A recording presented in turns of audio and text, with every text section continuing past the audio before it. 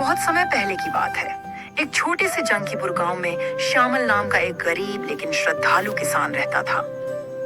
उसके जीवन में बहुत सी परेशानियां आई थीं। उसकी फसलें खराब हो जाती थीं, जिसके वजह से उसे हमेशा पैसों की कमी रहती थी। परिवार भूखा ही रह जाता था। लेकिन श्यामल का माँ काली पर अटूट विश्वास था।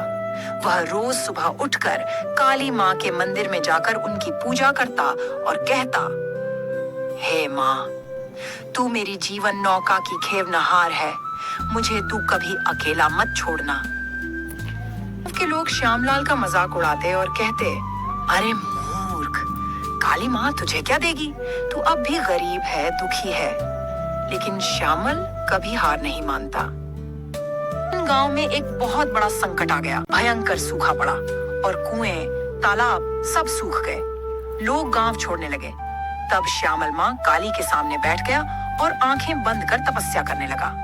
वह लगातार 3 दिन तक बिना अन्न जल के माँ का ध्यान करता रहा। तीसरे दिन आधी रात को माँ काली उसके सामने प्रकट हुई। वत्स श्यामल, तूने सच्ची श्रद्धा और भक्ति से मुझे पुकारा है। मैं तेरी परीक्षा ले रही थी, अब तू जो चाहे मांग ले। श्यामल ने हाथ जोड़कर कहा, माँ, मुझे कुछ नहीं चाहिए, बस माँ, आप हमेशा मेरे साथ ही रहना। माँ मुस्कुराई और कहा, बेटा, तूने तो मुझे दिल ही जीत लिया। मैं तुझे वरदान देती हूँ कि अब तेरे खेतों में हर साल सोना उगेगा और तू गांव को जल भी देगा। अगले दिन गांव में एक चमत्कार हुआ। श्यामल के खेतों से पानी की एक धारा निकलने लगी जो पूरे गांव को सींचने लगी। फसलें लहलहा उठी। गांव फिर से बस गया।